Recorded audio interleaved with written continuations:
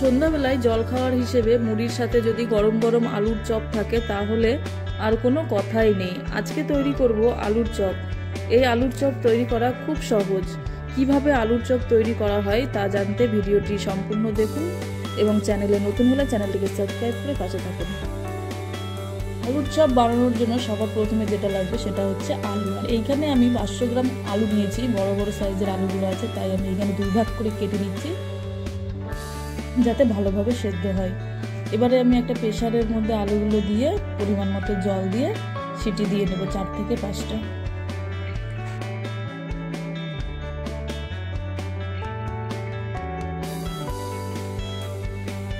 এইবারে আমরা এইখানে একটা ভাজা মশলা তৈরি করব। তার জন্য প্যানের মধ্যে প্রথমে শুকনো লঙ্কা, গোটা জিরে, দারচিনি, এলাচ, লবঙ্গ ও গোলমরিচ দিয়ে দেবো এবং এটাকে মিডিয়াম আঁচে ড্রাই রোস্ট করে নেব। যতক্ষণ না একটা সুন্দর গন্ধ বেরোচ্ছে ততক্ষণ অবধি এটাকে ভেজে নেব, বেশি ভাজার প্রয়োজন নেই।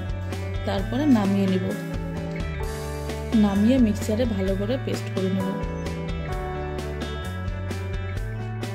মশলাটাকে খুব মিহি করে আমি পেস্ট করব না, একটু দানা দানা রাখবো, তাহলে খেতে ভালো লাগবে।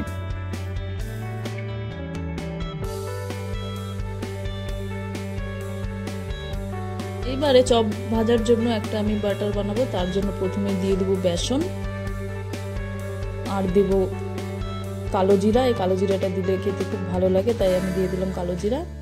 আর দেব সোডা, সামান্য 1 চিমটে সোডা দিলেই হবে, আর স্বাদ মতো লবণ।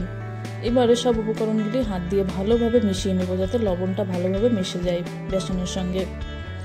এইবারে আমি অল্প অল্প করে জল দিয়ে ব্যাটারটা মাখবো। একবারে এখানে আমি বেশি জল দিব না, তাহলে ভালো হবে না। অল্প অল্প করে দিয়ে এইভাবে একটা ব্যাটার তৈরি করে নেব। খুব পাতলাও হবে না, খুব ঘনও হবে না।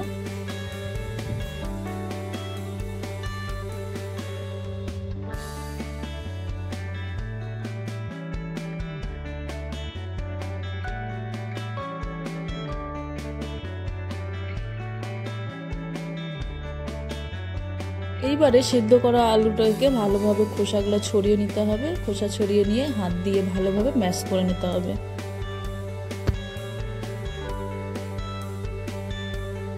এইবারে তেলের মধ্যে আমি গ্রেট করা রসুন কুচি ও গ্রেট করা আদা দিয়ে দেবো। এইখানে আপনারা আদা ও রসুন বাটাও দিতে পারেন, আমি এইখানে গ্রেট করে দিচ্ছি কারণ খেতে বেশ ভালো লাগে। আর দিয়ে দেবো একটা কুচনো পেঁয়াজ এবং পেঁয়াজটা ভালো করে লাল লাল করে ভেজে নেব।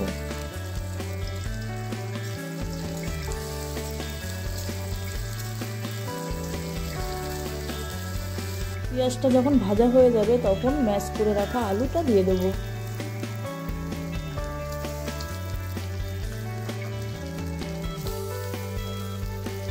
পেঁয়াজের সঙ্গে আলুটা ভালোভাবে নেড়েচেড়ে ভেজে নিতে হবে। এইখানে আমি 1 চামচ হলুদ গুঁড়ো ও স্বাদ অনুযায়ী লবণ দিয়ে দেবো এবং ভালোভাবে লবণটা নাড়িয়ে চাড়িয়ে মিশিয়ে নেব।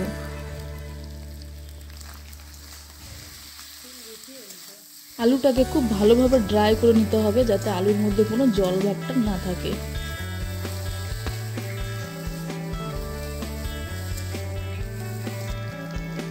এইবারে আগে থেকে যে ভাজা একটা মশলা করে রেখেছিলাম সেটি দিয়ে দেব এবং ভালোভাবে আরো 2 থেকে 3 মিনিট কষিয়ে নেব।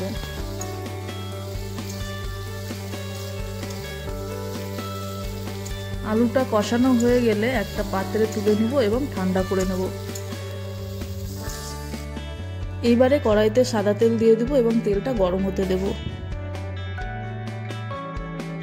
স্টাফিংটা ঠান্ডা হয়ে গেলে হাতের সাহায্যে ছোট ছোট বলের মতো আকার করে নেব এবং হাতের সাহায্যে তালুতে প্রেস করে চপের আকার করে নেব।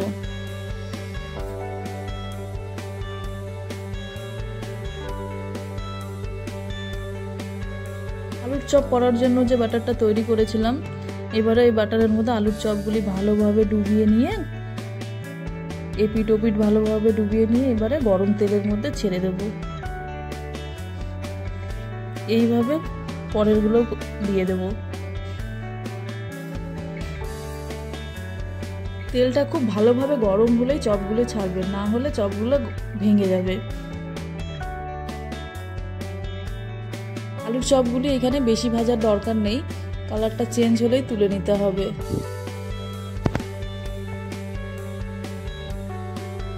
চপগুলির এক সাইড ভাজা হয়ে গেলে উল্টিয়ে অপর সাইডগুলো ভালো করে ভেজে নিতে হবে।